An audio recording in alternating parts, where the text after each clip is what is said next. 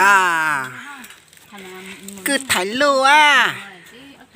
เราคือถ่ายรูปแล้ว จะทำอะไรอืมอุ้ยอุ้ยมองเล่นมองไม่กินข้าวแล้วมองกล้องอย่างเดียวตอนนี้มองกล้องอย่างเดียวเล่นไม่กินข้าวแล้วจากการที่สมัคร GM ว่าแจกฟิลเตอร์ใหม่หูมีไฟ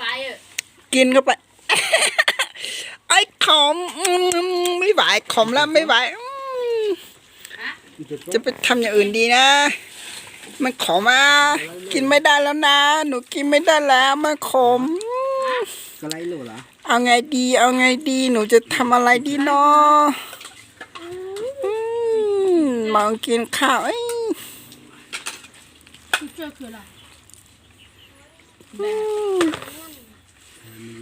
โอ้ยอร่อยอร่อยหนูเห็นแล้วอร่อยหนูอยากกินนะแต่หนูไม่ไปเอากินต่อเนี่ยเอ้ยขมมากขมมากขมแม่จะกินดีไหมนะจะกินดีไหมคือเธอถ่ายไปให้พ่อไอ้ดูเหรอพ่อไอ้ก็อยู่ตรงนั้นพ่อไอ้อยู่ตรงนั้นพ่อไอ้กำลังกินข้าวเธอถ่ายไปให้พ่อไอ้ดูเหรอเอาถ่ายเก็บไว้เดี๋ยวให้กำมงโตมากำมงจะได้ดูไอจะทำอะไร